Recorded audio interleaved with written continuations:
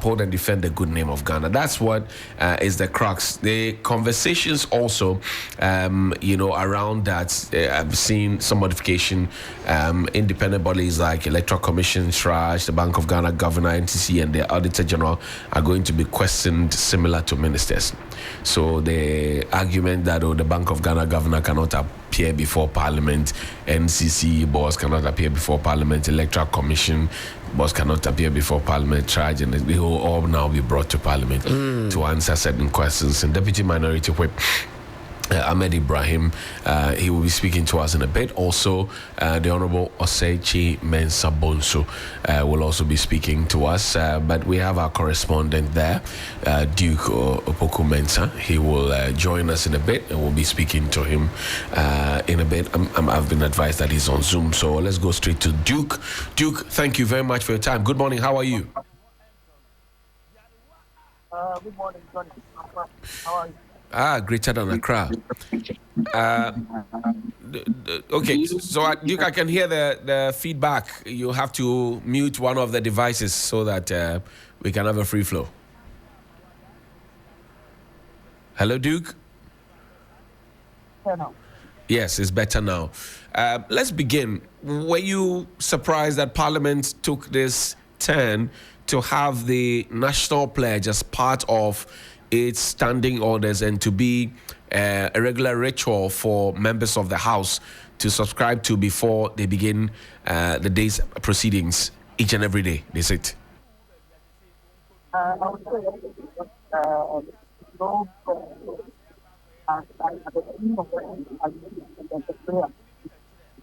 Duke, your line is very, very bad. You would have to reposition yourself so we can hear you. Your internet, the line is very, very bad. Let's try and see if it works. Hello, Duke. Hello, Duke. Unfortunately. 3FM Sunrise.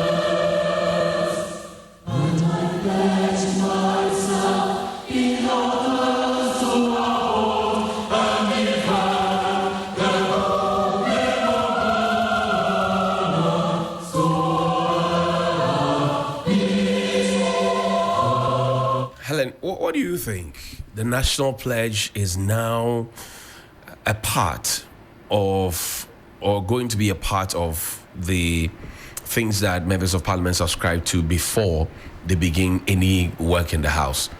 How does that sound to you?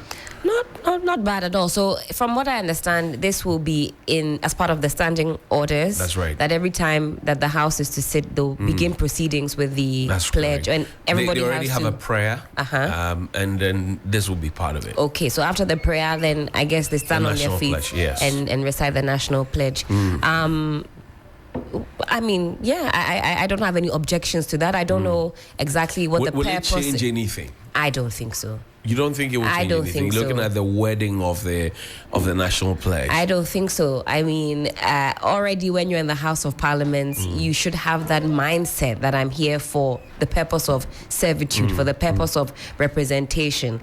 And if that isn't the thinking, I'm not too sure that every day reciting the national pledge will do any more or any less to one's orientation. Well, it's an experiment. They say it takes 21 days to form or break a habit. So in 21 days' time, after they've recited it for a number of times, or maybe over a period of, 21 days, we'll go back and see what type of influence reciting the pledge has had on our honorable members of parliament. I promise on my honor to be faithful and loyal to Ghana, my motherland. Honor, faithful. On your honor, you promise to be faithful and loyal to Ghana, your motherland. I pledge myself to the service of Ghana, with all my strength and with all my heart. So you are faithful and loyal to Ghana, your motherland. In service, you will use all your strength and with all your heart. I promise to hold in high esteem our heritage won for us. Heritage, including our gold and resources and the dignity and integrity and respect that Ghana commands. Through the blood and toil of our fathers. That includes our independence, our sovereignty, and all of that. And I pledge myself in all things to uphold and defend the good name of Ghana. So help me God. This should not be a difficult thing to subscribe to and to deliver. This should already be your what is imbibed. This should already be what our members of parliament are subscribing to. So again, I'm asking, is this just as a reminder, I suppose, every time that they go to the house, that these are the values that should be intrinsic to make sure that whatever decisions are made, we put Ghana first. For me, more exciting is the ability to summon, although I thought the summoning of, say, Bank of Ghana and other actors was something that the House of Parliament was already able to do without it being sort of formalized in the standing orders. That I want some clarity on, but yeah. Okay, let's go back onto Zoom and see if it works there. Sami Obeng is the Executive Director of Parliamentary Affairs Network, and also Duke Opoku Mensah, who is our parliamentary correspondent. They're both joining us on Zoom now. Good morning, gentlemen. Hello, good morning, gentlemen. Good morning, Johnny. Great. And Duke, I come back to you again. I asked the question, were you taken aback by this decision to rework the standing orders so to have members of parliament subscribe to the national pledge every morning before they begin official work?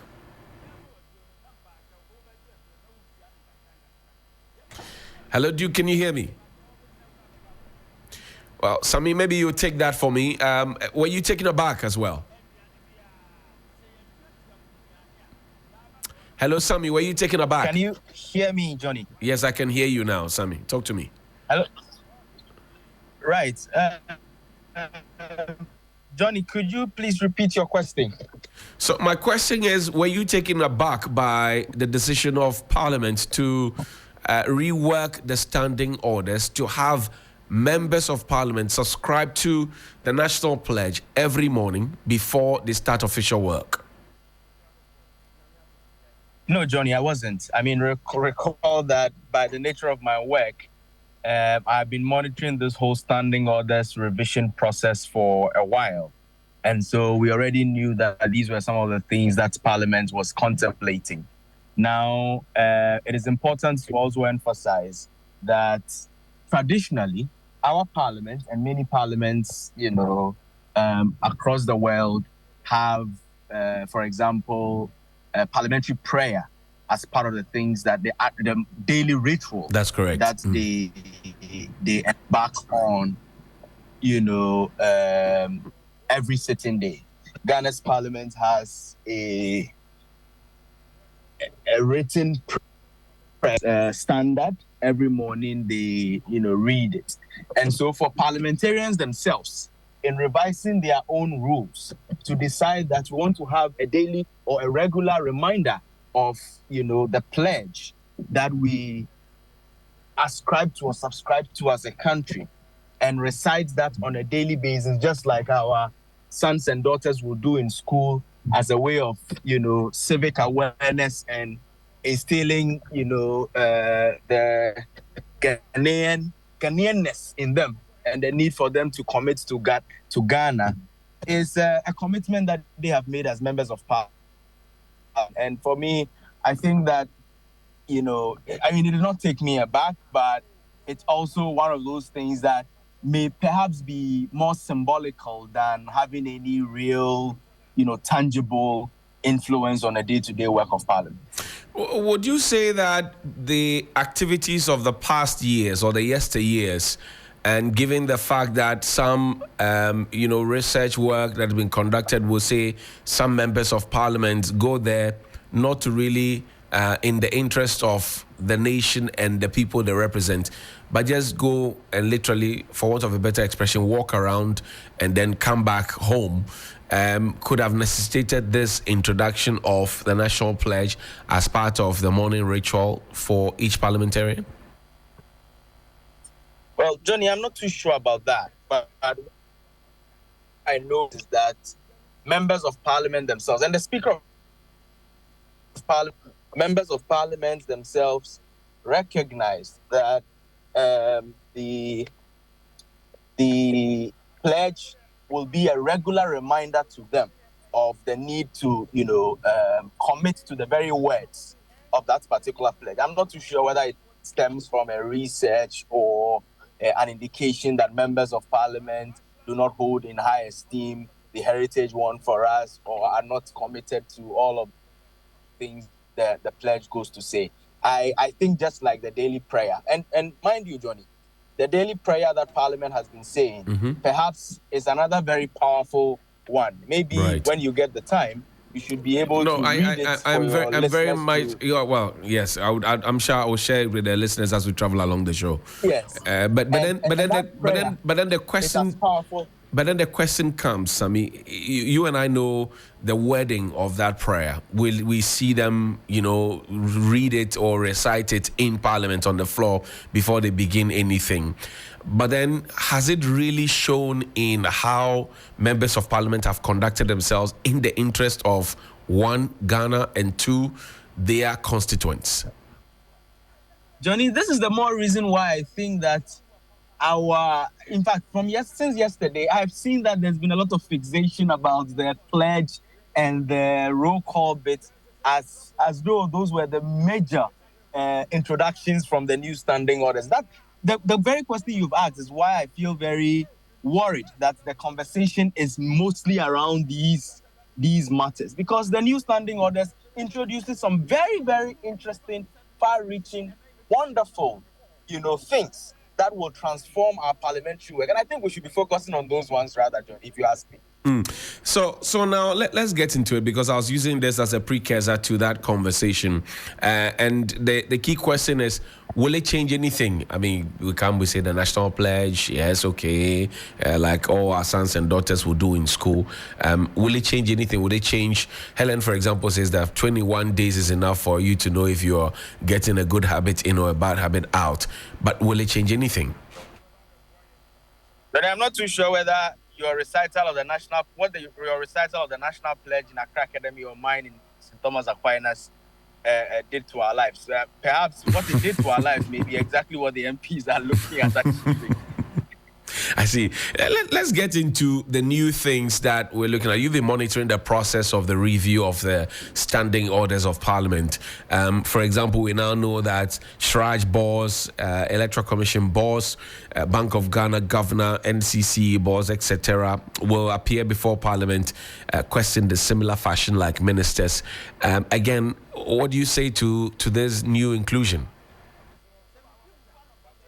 It has been long overdue. Now, this is the background to it. The existing the old standing orders of Parliament, which was promulgated in the year 2000, describes a group of people as strangers to Parliament. Strangers in Parliament is anybody who is not an MP or a Minister of State or the President or the Vice President. Apart from these people, everybody else is a stranger to Parliament.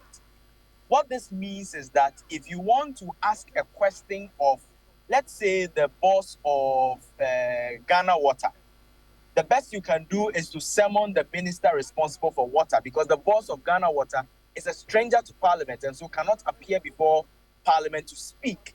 So you invite the minister. However, for these independent governmental institutions, Electoral Commission, NCC, Shraj, and co., they are not directly accountable to any ministry for which a minister would have to come and answer questions. That's right. So anytime Parliament needed them to answer specific questions or address issues, then Parliament, that is called so plenary will be suspended. Parliament will be moved. Hello, Sammy.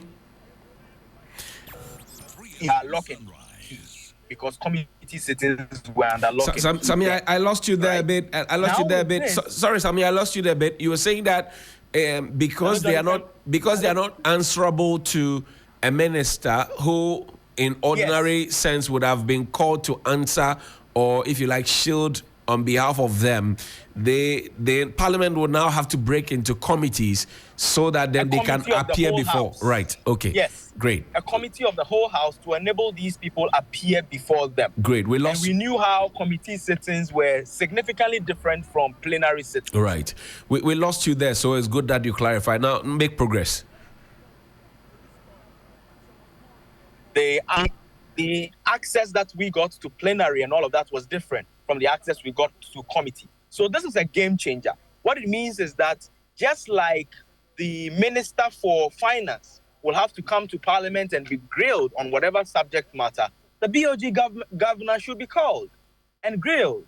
The EC chairperson should be called by the representatives of the people to be asked questions. The same for NCC and what have you. And I think that it is one of the very significant changes that this new standing orders brings. Again, what other new change do you see and applaud, or if you like, give thumbs up to?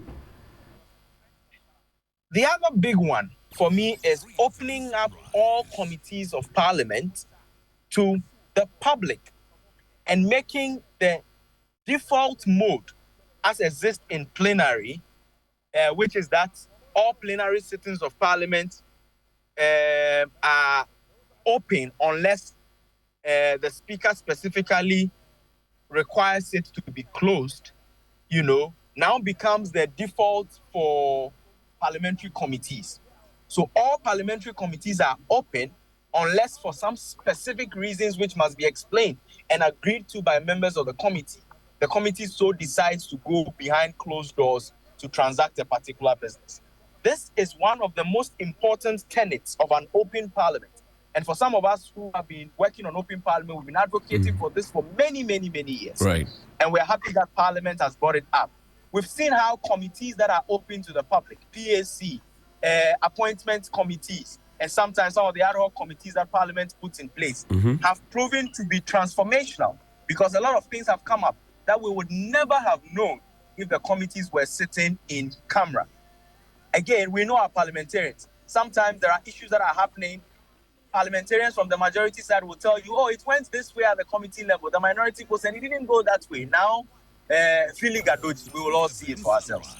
And wouldn't that, for example, make a lot more commentary available to the public? And then, as somebody said yesterday, that if we allow too much eye opened, sand will get inside. Oh, when the sun is getting into the eyes of the one who actually bought the sunglasses for you, then of course it is the person's right so to do. Remember that the parliament is our parliament. These people are simply our representatives. Because the 30 million of us cannot enter into the chamber, we decided to elect 275 to represent us. So everything they know, we must know. Great. Now, Sammy, some will then say that, look, we're getting hopefully a lot of new faces in Parliament because voluntarily some of the old guards and some of those experienced hands have decided that they will bow out of Parliament honorably. What would this new standing orders change, giving the possibility of the new inclusions that will come into Parliament? And would you say that Ghanaians would then be served any better looking at the changes that have been effected in the standing orders? Johnny, maybe let me start on the premises of some of the other changes also that we are about to see. Committees of Parliament have been realigned. There have been new introduction of committees. Some committees that were having too much work to do have been broken down so that it could be easier. Membership of the committee have been narrowed down and made smaller, rather than the big omnibus one. And sometimes, quorum formation becomes a problem. There is the issue of, for example, appointments committee. Now you don't have the on-block appointment committee, so that the same committee is vetting whether it's a judge to the Supreme Court or a minister for sports or a minister for information and what have you. Now, the sector committee that is responsible for that particular sector will join the leadership of the appointments committee to do the vetting. So if we are vetting a defense minister, it's the defense committee folks who are supposed to ordinarily be experts in defense matters, now vetting the defense minister together with the leadership of the appointments committee and all of that. Now, what all of these will do is that it is supposed to help address some of the challenges that Ghana's parliament has been dealing with, over the years. But yes, you rightly note that the other factors, the attrition rate. Mm-hmm. 3FM Sunrise. As is now, we have lost about 25% of the current parliament already before general elections, right? 25%, a quarter of the parliament is already primaries and members of parliament who decided not to seek the ticket of their respective parties. Mm-hmm. All of these have, eventual implications. But in the end, I think that it's also a matter of how well the new members of parliament that come in learn the standing orders, how well they commit themselves to the work of parliament, how committed they are to becoming career legislators, rather than coming to parliament only to serve as a foot in the door for them to be appointed ministers. These are the factors that will inform whether these standing orders actually yield much result or better result, or it becomes much ado about nothing. Great. Sami, hold the line for me. I will go on to Duke Mensah Opoku, who is our parliamentary correspondent. But on the phone line joining us now is the former member of parliament for Tamale Central and also former chairman of Parliament's Committee on Legal and Parliamentary Affairs. Honorable Inus Afuseni, thank you very much for your time. Good morning. Good morning, Hills. How are you? I'm greater than Accra, sir. Good to have you on. Duke, good morning. How are you too? Good morning. I'm all right, Johnny. Great. Honorable, let me begin this conversation with you. I'm sure that the intended review of these standing orders would have started under your watch. Is that correct, sir? Very correct. And the changes that you see now, were they those that were envisaged at the time? Yes, mostly the changes that are coming into being were largely what we had discussed when I was in Parliament. What has been added on, I understand, is the roll call and probably the recitation of the pledge. How does the roll call thing sound to you? Well, rules generally are intended to shape human behavior and conduct, and for desirable outcomes and ends. And so the roll call is intended to curb the issue, in my view, of absenteeism and late arrival in Parliament. Now, we have been toying with this idea for some time. We have said that we should even install electronic devices so that members who arrive in Parliament can log in. So you know exactly what time members of Parliament have arrived in Parliament. And so, in the absence of an electronic device to monitor the presence and arrival of in Parliament of members of Parliament, I think it is only appropriate that a roll call be done. I mean, and so that the general public, the Speaker, the caucuses will know who is in Parliament and who is not in Parliament. Now, I'll ask you this. Let's put you back in Parliament and for a second ask you if the inclusion of the National Pledge would change anything at all about how members of Parliament conduct themselves and the business of Parliament on behalf of their constituents and in the interest of Ghana. Will it change anything? It will change. It will change, but it will take time. What will it change? Now, the words of the pledge are words that have meaning. In the American Congress, they recite their pledge. In most congresses, they recite their pledge or national anthem. And members of parliament would occasionally have time to reflect over those words and what they mean to them. So as we grow our democracy, the significance of the pledge, the recitation of the pledge, the fact that the words will take a new meaning to members of parliament is what is anticipated that the recitation will bring about. Let's look at a side-to-side analysis. There's a parliamentary prayer, and we have read the prayer. It's a very deep one indeed. Should that have not been enough? That's a prayer. That's a prayer. So you are praying to God, and all your aspirations, what you want God to intervene to do for you, is in the prayer. What Parliament represents is in the prayer. The boldness and courage that is expected of members of Parliament is in the prayer. The wisdom that members of Parliament must have to be able to discharge their duties effectively and efficiently is in the prayer. But the pledge is our identity. Every nation has it. What do we stand for as a country? What do we want to be remembered for as a country? Individually, what is our commitment to our country? That commitment is what has been captured in the pledge. And so as we recite the pledge and reflect over the words, we should learn and appreciate what the country expects of us, each of us, every Ghanaian, and more importantly, members of parliament. The membership of the committees in parliament will now see some changes.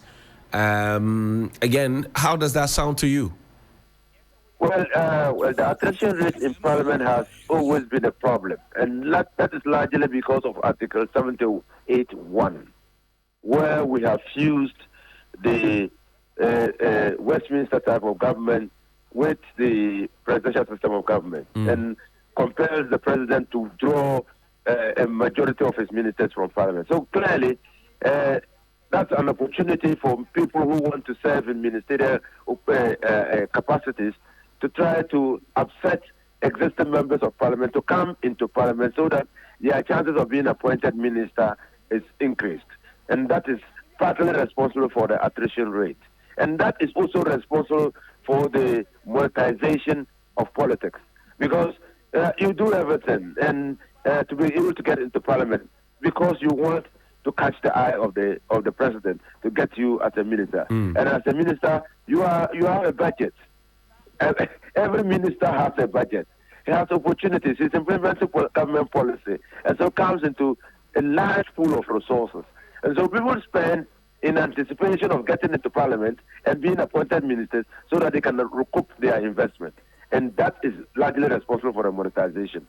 Yes, attrition rate robs parliament of experience. And experience, you can't buy it in the market. Right. You have to sit through the life experiences to be able to garner enough to know this is what we do and this is what we should not do. Right. And so it's a worry. And I just heard Sami talking about career legislators. It's important that as a country we begin looking at the possibility of putting in place institutional mechanisms to encourage people to stay in parliament longer, and also create opportunities for others who might not get into parliament but have equally rewarding jobs, and so that they don't eye the parliamentary seat. And so yes, I am worried on the majority side. So many of them. The last time I counted, there were about 27 who are leaving parliament voluntarily. And then about 12 or so have lost. Well, members of parliament have lost their seats. If you add that to the about 27, you are getting to 39 or so. Then you have on the minority side some experienced members of parliament who are also leaving parliament. I see. And so definitely it will affect the human resource Right. of Parliament. Right. Sammy, I'll come to you now. So, per the new standing orders, the first deputy speaker will chair the appointments committee, and the vice will be the deputy majority leader, and then the ranking by the minority leader, as well as the chief whips. So, the appointment committee will also have 3 experts from any of the sector committees that, depending on who is being vetted. So, for example, if you're vetting the Attorney General, then we'd have to look at the Parliamentary and Legal Affairs Committee, bring on lawyers or people skilled in that space and all of that. Again, we've been receiving memoranda already, as Parliament has been receiving memoranda for the public and from experts on some of these matters. Did Parliament have to do this just to prove what point? Hello, Sammy. Hello, Sam. Can you hear me? Sammy, your mic is muted. You'd have to unmute yourself so that you can, if you got my question, then you can respond to that. Hello, Sammy. 3FM 92.7. Hello, Sammy Obing. Urban Lifestyle Radio Station. Okay, so we'll try and work the Zoom line and get Sammy Obin back. But maybe Council, you take this question for me. So already, per the workings of Parliament, experts are allowed to write memoranda. Memoranda is invited from the public on specific issues and questions and all of that. Did Parliament have to do this, and to prove what point, really? Is the question directed at me? Yes, it is directed at you, sir. Good. Now, what we realized is that the appointment committee had been constituted into a jack of all trades.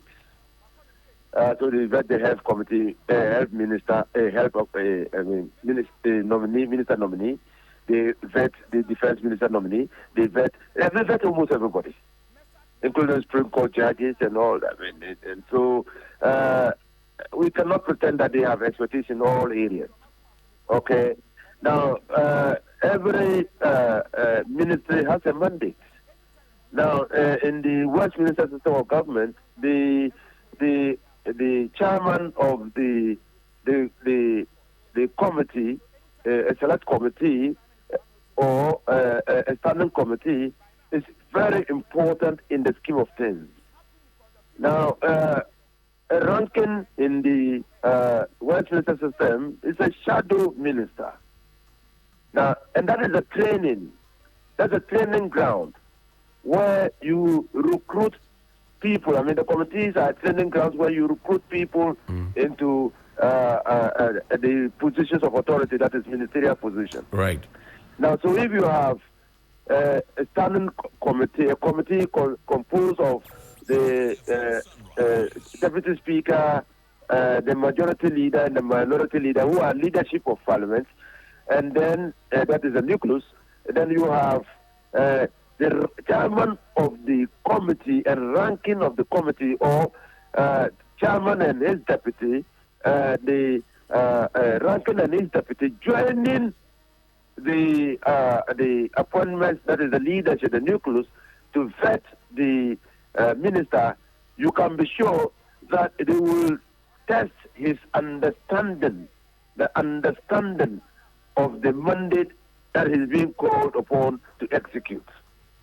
And that Ghanaians will appreciate the fact that it is not partisan. We are not going after minister nominees. Members of the majority are not going after the nominee because they want to disqualify him so that their opportunity to be nominated will then arise. But we are looking at how fit and capable that person will be in the understanding of the mandate that he's been given.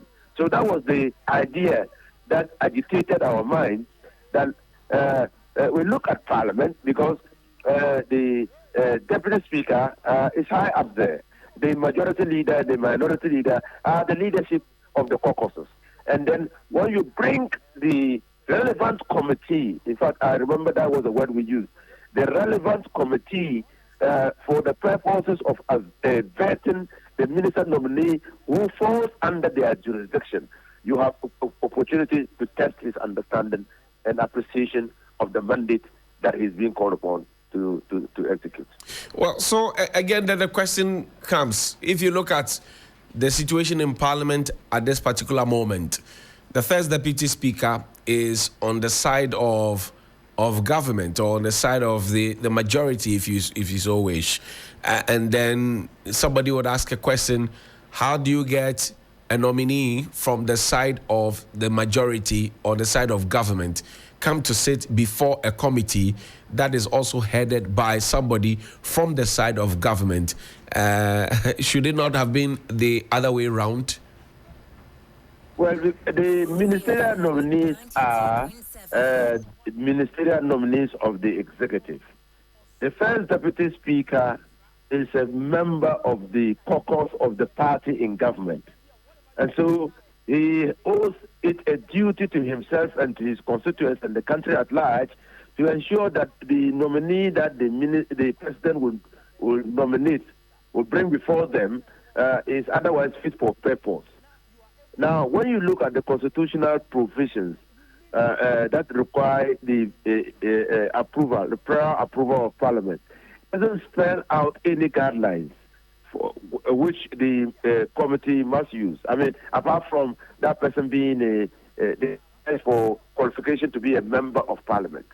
And so it is really very difficult, and he doesn't meet any of the guidelines, to disqualify a member of Parliament. The Ghanaians have lost confidence and interest in the vetting process, because whereas they expect the appointment committee as it existed to disqualify some nominees, the appointment committee was hard put in actually no legal or regulatory basis that could be used to decide a member of Parliament if that member of Parliament satisfied the conditions and qualification or eligibility for. So what is happening is going to, put more responsibility on the appointment committee to the understanding of the minister nominee, ensure that he otherwise will be able to move the agenda of state forward. With the perception that the public sometimes hold about some of these committees, and if you, a case in recent point will be the probe on the committee regarding those who had conspired to oust the IGP, Akufu Dampari. Some say that the chairman of the committee, in fact, they were co-chair, but the chairman of the committee on the side of the majority, Honorable Atacha, was seemingly trying to shield one of the witnesses, that's COP Alex Mensah, from all the questions that were coming to try to understand and to punch holes in some of the evidence that they had given. That question, for example, regarding whether or not he is a member of the NPP, is a card-bearing member and all of that. The man will subsequently go on media to say that, well, he has always been a card-bearing member supporting the party in many different forms. We saw him as a candidate in the just ended primaries of the NPP. If you have such a situation where the government's person is the one in the chair to vet the government's nominee, wouldn't that shielding happen, and wouldn't that public perception go further to damage the reputation of Parliament in the eyes of the citizenry? So now it's because of the status quo, the way things were done in the past, which did not meet the legitimate expectations of the people of this country, that necessitated the promulgation of these new standards. Now, what we have to do is to watch and examine carefully how the. Yes, I agree. Particularly in the example that you have given, I have said earlier on even your network, that I thought that the committee was straying off the reference that they had been given, and the conduct of the committee was nothing to write home about, and lent credence to the fact that the members of the majority on that committee were working strenuously hard to protect their own, persons perceived to be their own. So I agree with you. I agree entirely with you. I see. I thank you very much indeed for your time. But before you go, Sami just joined us back on Zoom. Sami, I come to you. I was asking the question, and I'm sure that you've been listening to the question. Maybe what's your bite on that particular inclusion to the new standing orders, where the first deputy speaker will chair the appointment committee and the vice by the deputy majority leader and the ranking member by the minority leader as well as the chief whips. What do you say?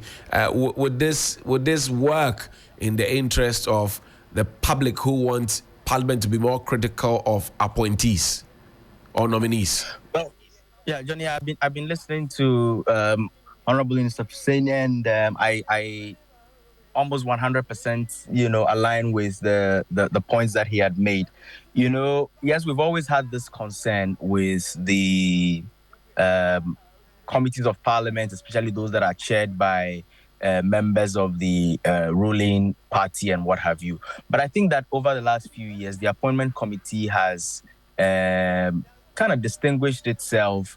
I mean, it's not been 100%, but the leadership have shown that indeed having it chaired by a deputy speaker, who, by the way, chairs plenary, that has all the members from both sides in there, does not really mar the issues. Of course, members of Parliament will be members of Parliament. They are politicians, and they would always want to try to play in the interest of their respective political parties. But I think the game changer really is the fact that the sector committees specifically are now being drawn to do the vetting. And Honorable Hussaini have actually explained the benefits that this brings to the entire process. And for me, I think that it is a very, very important addition which needs to be applauded. And we will all be monitoring to see how it goes. In the end, if it goes well, we'll applaud. If it doesn't, we'll actually speak about it. But I think that one other very important addition also in this new standing orders is how now there are many more committees that would also be chaired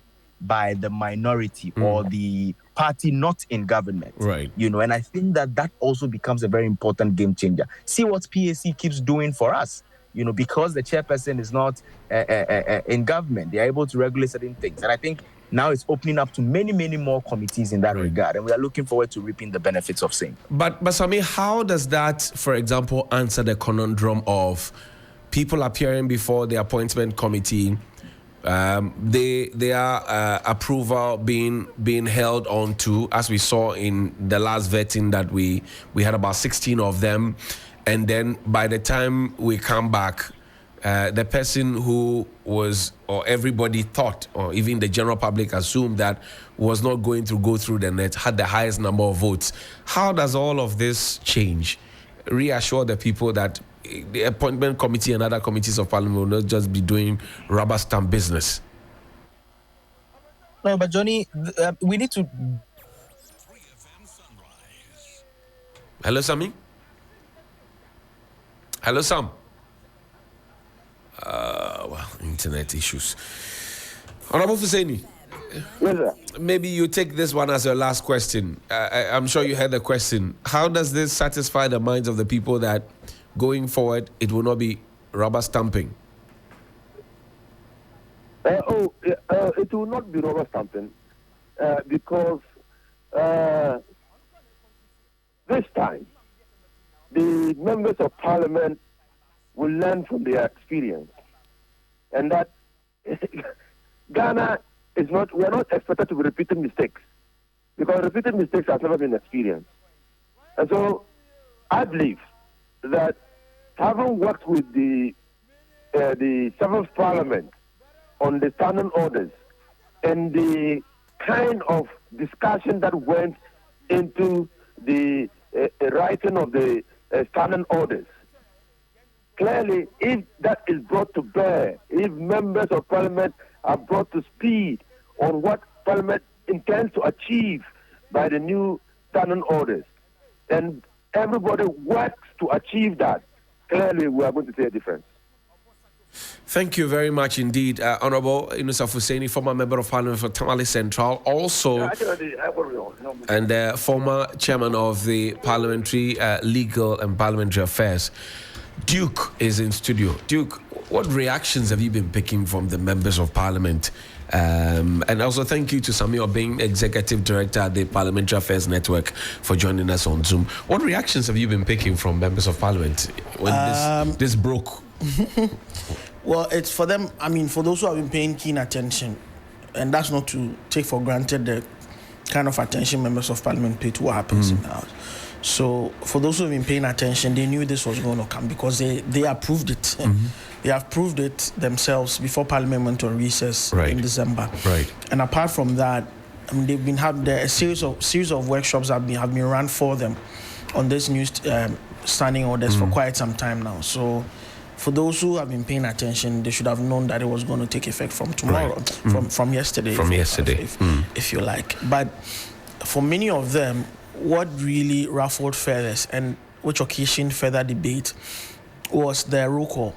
You know, it took about 25 to 30 minutes for the roll call to be done, and that's waste of, for some of them, that's waste of productive time.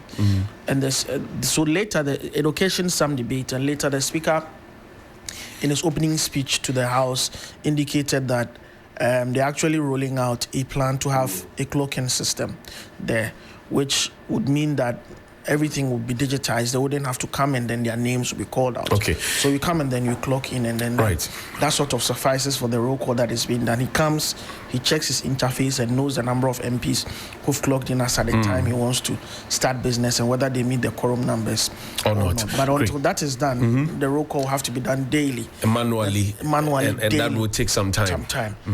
The difference, the roll call will be done daily at the discretion of the speaker. So there are times the speaker will come and think that, the House has quite a good number, so let's just move on. But the national pledge will be recited weekly. So ideally, at the start of the, At the start of the session for the week, or the sittings for the week, you have that being. Okay, I'll hold you on. The Honorable Majority Leader of Ghana's Parliament. He's also the Member of Parliament for Swami in the Ashanti region. He's the Minister for Parliamentary Affairs and the Leader of Government Business. Joins me on this phone line now. Honorable Osei Mensah-Bonsu. Good morning. Thank you for joining us, sir. Good morning, and thank you for having me. Great. Are these the standing orders Parliament has been waiting for? Yes, it's been for a very long time been in the incubation, and I indicated that this whole arrangement started from the era of Right Honorable Peter Alajete in 2003, and then lingering on until now that it's come out of the incubator. And so it's been quite a long way, but I guess it's worth a while. The national pledge, why that choice? My brother, you travel to some places. You go to the US, you go to Canada, you go to UK, you go to Switzerland, you go to Germany, the continent of Europe. Everywhere that you go, on houses will be hoisted national flags. That's not part of us. And we believe that even though it's a bit late, better late than never, as I said, we must begin to inculcate into ourselves that sense of national pride, patriotism. And where else to begin this exercise than the House of the Representatives of the country? So that is why we want to do what we want to do. What was missing yesterday, maybe because of the fact that we had a jam-packed activities since last week. We ought to have invited the police band to render a national anthem at the beginning of every meeting. Some are saying that it should be at the beginning of a session. It's a session, that's all right. So the combination of the two, the rendition of the national anthem plus the recitation of the national pledge in Parliament, we believe would inspire patriotism into the representatives of the people. That's why we're doing what we're doing. Would you consider this as your legacy, given the fact that you will not be part of the 9th Parliament of the Republic of Ghana and other parliaments that will come? Would you consider this a legacy? It is not my legacy as such, even though I was very instrumental in that, because I've been a member of the ECOWAS Parliament, and it was done there. I've been to the Pan-African Parliament, it's done there. I've been to various parliaments in the sub-region. There's the National Parliament, and it's done. So I thought that we should incorporate that into our standing orders. And so I proposed that we did that. Unfortunately, those of us who were working, the technical group that was working on it, saw some sense in what I proposed and took it on board. Now it's a decision of the entire House. So even though I started it, it's no longer my place there. It's that of the House. And I'm saying that it's a good thing that we've begun. If you look at the parliamentary prayer that you say every morning before you start work, one would argue that it also has very, very deep and committing stuff that should have gingered parliamentarians to do more, if you will, for want of a better expression, as opposed to trying to rope in the national pledge to get parliamentarians to be more committed and to be more spirited in what they do. What do you say to that? I would say that I wouldn't want to take anything away from the prayer that is offered by the speaker. That is by the speaker, one person reciting a prayer to us. And so it's from him, we listen. But this one, we are participating in it, the difference between the two, the prayer and the national pledge. This one is coming from one person. The other, the national pledge, is coming from all of us to inspire us to rekindle that spirit of national pride in us. That's the difference. But you see, even with the national, with the prayer, we are struggling to see what to do with it. Mm-hmm. The prayer that is recited by the speaker is a combination of two prayers written by two different people. And Parliament was to have selected one out of the two. Eventually, the new Parliament that was born in on January 7, 1983, because they were struggling, then decided that, okay, let's put the two together. Sometimes people who visit us, strangers, they get confused. After the speaker ends the first stanza, so to speak, they sit down only to be told that no, it's not ended. And the speaker continues with the second stanza.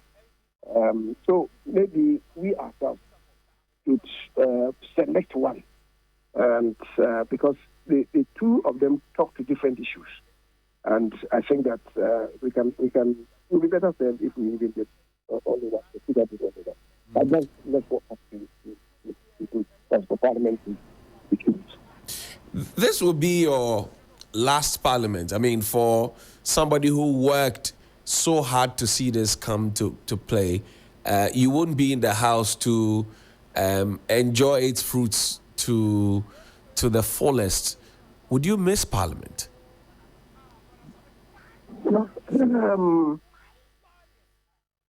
If you stay for a long time in a community and you have to leave, you miss the community that you leave. If you have to be enjoying a sport and the time comes for you to bow out, you miss the sport. So undoubtedly, human as I am, wherever I find myself, I'll certainly miss Parliament, the daily chores, and as I'm talking to you now, I'm in Parliament. Others are not here.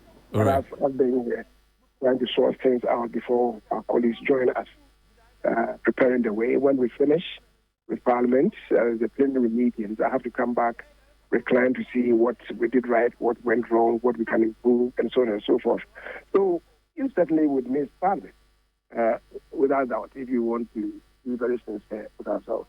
But life must end somewhere, and there's life after life. The experienced hands, and I just got off the phone with Honorable Inusaf Hussein, who says that, look, he is also worried about the attrition rate, the experienced hands, experience that cannot be bought on the market. And a lot of you are leaving Parliament at the same time. Are you as worried as he is in terms of how the ninth Parliament will lose the experience that has been gathered over time? I'm very much worried. I'm very much worried. And you see, let's face it, we are becoming a laughing stock in the world. Because, as I said yesterday, and I spoke to the matter yesterday in the remarks that I gave after the speakers owned the money. Right. But Ghana is one of 3 countries in the world which, perhaps with some degree of shame, would own up that we have the highest attrition rate in our parliament. It's not a good description at all. It's not a good description at all.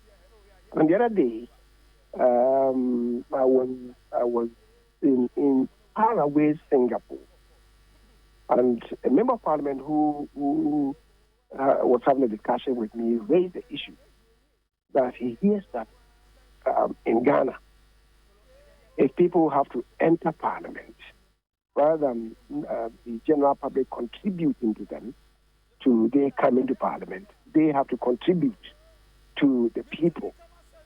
And he hears that openly is like engaging in stock market operations. We trade votes. I was so downcast. And that was, what he had heard from the conduct of the NDC primaries. The MPP primaries have not happened. I wonder what he's going to say now.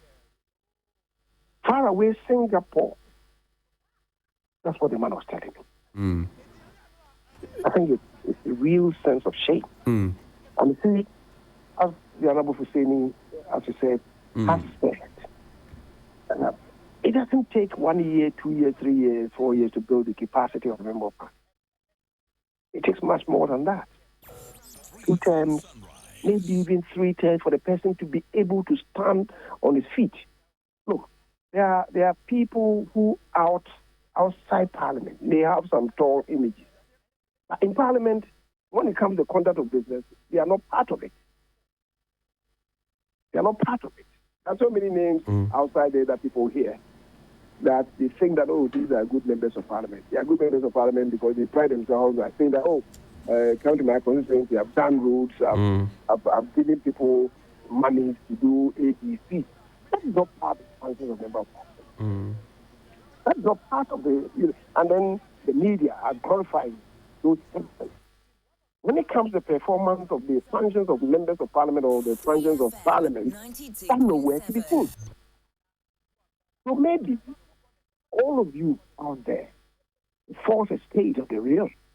You help the people to understand the functions of parliamentarians. So if somebody stands out there is making noise, you want to follow the person to Parliament to see his own performance. Right? It takes quite a while to build the capacity of members of Parliament, their representational functions, information dissemination functions, in financial control of the executive in particular. That is very, very important. The oversight responsibility of the member of Parliament. And arguably the greatest function being legislation, because we are legislators. So financial control, oversight, and legislation, these are the prime responsibilities of parliamentarians. You spend time, resources, money to build the capacity of the person. He comes to Parliament one term, and he's peeled off. Because people are saying that, this man is so hard-hearted, you go to him for money, he does not give you. I see. He doesn't give you money, so let's get him out. This man has promised to give us money. And, is that the function of the parliamentarian? And let's face it, what are we doing to ourselves? We're talking about corruption becoming endemic in society. And yet we all do note that we are showing the seeds of corruption at the base level. Nobody's talking about that. You mentioned that Ghana is one of 3 countries with the highest attrition rate of parliamentarians. For the edification of myself and my listeners, you care to share the source of that data?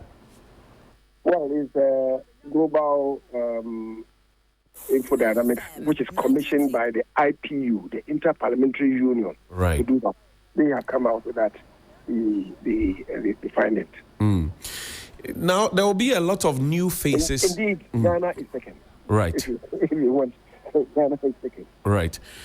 Honorable, there will be a lot of new faces in Parliament, give or take, because some incumbent NPP MPs have lost their slot to contest in the 2024 elections. Some within NPP, as you do know, 18 did not contest voluntarily. Right. And 28 Right. lost, who contested lost. Right. So the NPP fraternity, 46 will not be competing, which is more than a third of the 137. Right. And then you can... more than a third of the 137. And as you say, into the general election, certainly they may be casualties of the remaining. So the MPP has 91 out of the 137 that will be doing battle. And the 91, certainly, as is usual, not everybody would come out unscathed. They may be casualties, as we do know. So, for all you know, the MPP may come up with perhaps 50% of those of them who will be continuing. The NDC has 137, 5 elected not to contest, and 17 out of those who contested were not successful. So within their ranks, 22. And that means that they will have, out of the 137, they will have, is it 115? Is it 115 who will be continuing? So for them, 115, for NPP, 91. I What see. it means is that for the continuing MPs, assuming every one of them went, the NPP would have surrendered their majority to the NDC, 91 to 115. That is, more than 24, right? They would have surrendered it. But ultimately, it affects the growth of the political parties. Right. It affects the growth of parliament, and it affects the growth of our democracy. There'll be a lot of new faces in the 9th Parliament. Maybe we'll wrap up on this one. Yeah. In terms of experience, a lot of new faces come onto Parliament. They are now coming to learn the ropes. They are backbenchers. They'll try to understand the processes as it goes. So some people say usually the first term is their own school, their national service period, where they get to understand what's going on. By the time it's the 3rd or 4th year when they have actually learning and grown into the role, then there's another election. That in itself will stall the work of Parliament. Is that the case? Certainly, and that's why I'm saying that it takes a lot of time, it takes a lot of resources to build the capacity of members. And not within the 4 years that you are leading to. Beyond that, because constantly they will have to be building capacity, constantly and continually. So, in my candid assessment, for 8 years, you'll be building their capacity. Now, into the 3rd term, if the person has the potential, would have blossomed or will be emerging strongly into the 3rd meeting. The 4th meeting, you see the strength of the person. So, ordinarily, that's the time that it takes to build the member of Parliament. At least 2 terms, more or less, would count for nothing. The 3rd term, yes, you see the real stuff of the person. So if after 1 term you have to kill the person or bring another person, it's really a waste of the resources of the country. How we call them financial loss to the state. I think these are matters that the political parties, because It is part of their constitution to open the sluice gate every 4 years.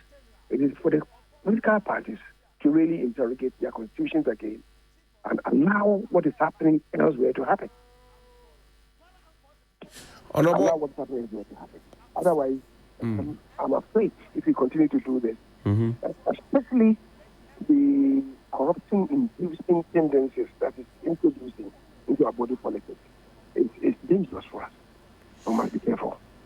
Thank you very much, the Honorable Osei Mensah Bonsu. He's Majority Leader. He's also the MP for Swami in the Ashanti region, Minister for Parliamentary Affairs, the Leader of Government Business. Thank you so much for speaking to us. Thank you for having me. We're grateful. Duke, you have the final word on this one, and you heard the Majority Leader. Very profound thoughts he shared there. Attrition rates will make us suffer. Parliament will not grow. Work will be stalled. But here we are. New standing orders, it says, will change a lot of things. Yeah, I mean, as they say, body tough, if you a society that does not examine its way of life is not, worth living in. So it's important that after a number of years, this parliament has been 30 years, so more than 30 actually. So it's good for them to review, or the parliament to review its processes and see which ways it will help it blossom and develop better. So for me, it's a good thing. It's a really good thing. However, what I think they should quickly work on this the issue regarding the clocking system, because it really bothers me that this thing is going to be done manually and a lot of time is going to be quote unquote wasted in calling out members of parliament's names and all of that. If they've been able to do it for parliamentary service staff, why not the members of parliament themselves? On the issue of the attrition rate, it's worrisome. I think that the best way to work on this is to evolve a certain practice and convention that at least if you work hard and you're able to get onto the chairmanship or vice chairmanship role, chairmanship maybe, position of a committee, right, you should not be contested for at least a term. If the majority and the minority, so you can have that peace of mind to work and administer, at least for the term that you are chairman. When you are going for the primary that is coming up, nobody should be allowed to contest you. Then the following one they can contest you. That in a way would also would reduce this attrition, because really it's not about MPs coming in and exiting. It's about the experience that you lose, the cost of training one member of parliament. The course of the 4 years, they're always going for workshops, going for symposia, traveling abroad, the experiences, the contacts, and there's something Speaker Okoye did which I really liked. There was this growing trend where they go for all of these programs and they come and there are no reports. So he said that bar. I don't know if Speaker Babing is continuing with it. That if you go and come back and within a week you don't have any reports that you are giving back to the parliamentary secretariat to be logged in at the library, the clerk who went with them, you are not going to travel anymore. Because they were just going, enjoying themselves and coming back and nothing. And doing nothing. There should be some contribution to the show your scorecard. Yes. Okay. Body of memory, body of work, intellectual work in parliament. And I think it's something that has to continue. And there should be a deliberate plan by the minority and the majority. When new members of parliament come in, form mentorship groups or focus groups with older people. Let them mentor them. Go with them to meetings, that kind of thing, for at least a year or two. Akoto Osei used to do that. It's from a stock that we have the likes of Asibe Yeboah, what's his name? There was another guy who lost. Actually, two of them lost. Ifa, he was for Mwado Mbrakwa, and then our friend from Okwakwin of Husseini, and then Kweku Kwati. So these are people that Akoto Osei identified. And said, no, all of you come. Let me take you under my wings. Chairman San is doing that with another crop of people. And interestingly, some of them are from the minority. If you see, so he has this winnowing committee that looks at the laws in its granular details and does the sieving work before they bring it onto the floor of parliament. It used to have Aban who lost and went out. Shaibu who lost and went out. Dafia Mapo is one of the people standing. And a number of them. Who in a way, are learning a lot. Federal Markins, learning a lot from him, so that when he leaves, you have people who he has tutored or he's been able to pass on that experience to, so that Parliament will not be poorer for his loss or for him leaving Parliament. It's something that should be institutionalized. Duke, I thank you very much indeed for your time.